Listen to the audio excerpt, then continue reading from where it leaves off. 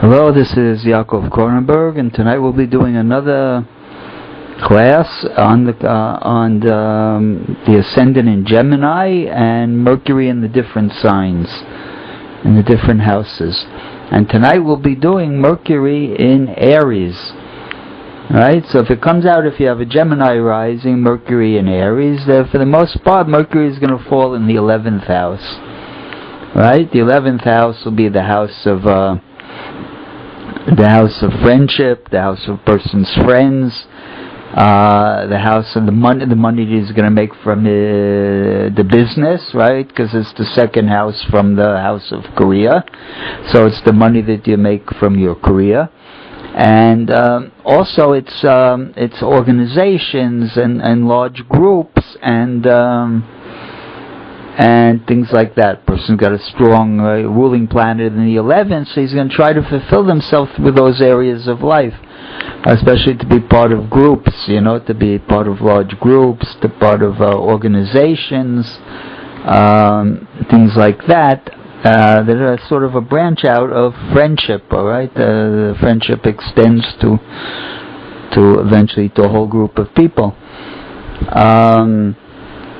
So when you have Mercury in Aries, so a person's got Mercury in the 11th house, he's going to try to express his Gemini nature through the house of friendship and large groups and things like that. And it goes well with the Gemini nature, because the Gemini nature is, it wants to express itself. The Gemini wants to communicate, to express their opinions, right? To engage in discussions and all sorts of things like that.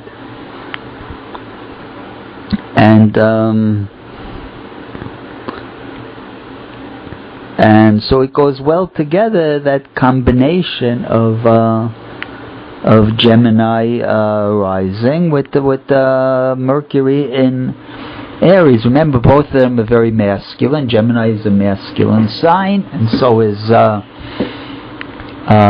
Aries a masculine sign. So the person is going to assert a masculine type of nature, very outgoing, very expressive. Right? When you have Mercury in Aries, it makes you a very good speaker, public speaker. There's a lot of passion in your speaking style, and so it's very, very good for a role as a public speaker, as a communicator, as right. When you have that Mercury in Aries, the best public speakers, for example, they have Mercury in Aries. You see that a lot in charts of people who speak for a living, professors and lecturers and all sorts of people like that. Politicians, a lot of them have it, because it gives them a very, very dynamic speaking style that they can, captivate an audience.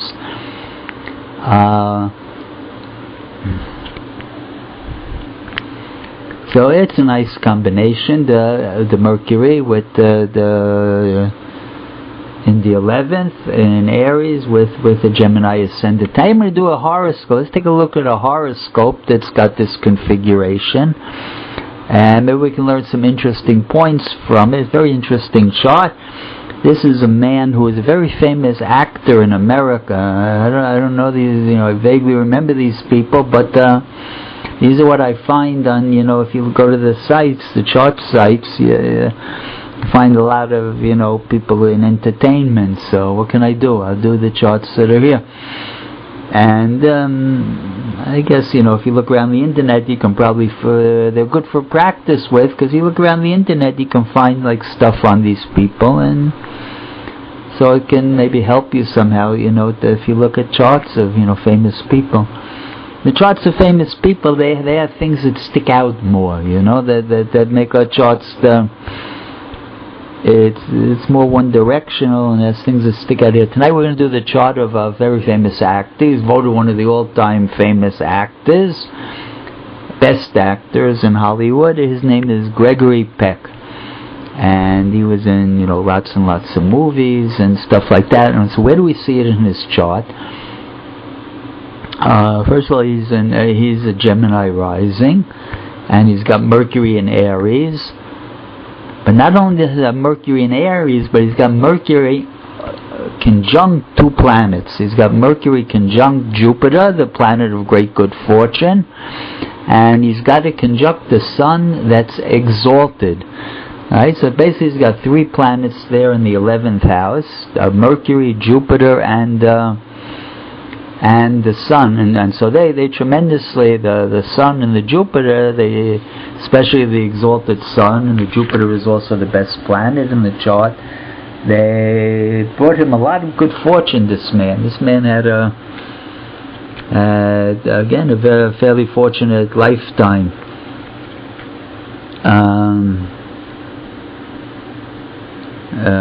When he was young, he had a lot of poverty, but you can see he had the Saturn Pluto in the second house, Saturn in detriment, but that's not all. We don't really want to go into that today. We want to just really focus on the ascendant and Mercury, right? Because that's what we're working with, the ascendant and the ruling planets. You see, a person is like famous, they're already going to have like indications of things like that. It's not enough that, you just have Mercury, but you see already Mercury, the ruling planet, already connected to the two to the two top planets, two very, very powerful planets, is going to tremendously help the man in his lifetime. And the Mercury itself makes a nice sextile to his ascendant, which will give add to his mercurial nature. Very, very good communicator, talker. It's interesting that he, besides being a very famous actor, he was also he was the head of the Academy of Actors and Actresses in Hollywood, which again was a large organization, right? So you see, he was a man very successful in organizations. That he had, because he had such a powerful 11th house, right? He has the ruling planet there, the Sun exalted, and the nice Jupiter.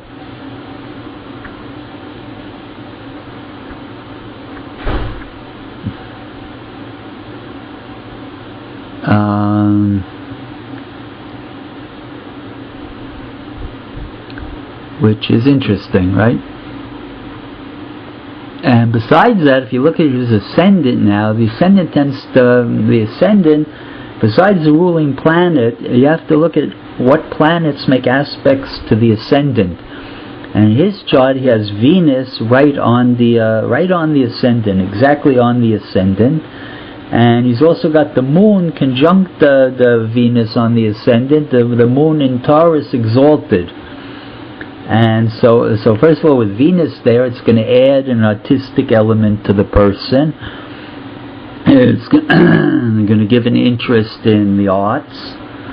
And also the Moon there, when you have the Moon there exalted, when you have a very strong first, he had a very strong first house, because he had two planets there on the ascendant, one exact, the Venus, and one exalted, the Moon, and he had a very strong ruling planet with two planets conjuncted, Jupiter and the Sun. Right? And he also had Mars. He had Mars also trine all those three planets, and Saturn square those three planets. So he had a very, very powerful personality, very powerful person. You see, you have to know this is a general rule when you're looking at like famous people, especially people that go into theater and acting and stuff like that. They all tend to have a big first house, a strong first house. In other words, they want to show themselves off. They want to come before the public. They want to be recognized. The person who got a strong first house, they want to be recognized. And so all the people who got a lot of people you see that become big actors and stuff, they tend to have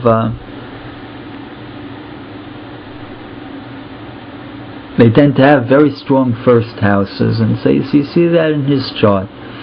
And you also see, if you look at the 11th, you see that so powerful 11th house. You see how he became he became the head of the top organization for actors and actresses, and it was said that Lyndon Baines Johnson once told him that, he wanted to make him ambassador. If he got re-elected, if he ran again, he would have made him ambassador to Ireland, which is another like 11th house type of profession.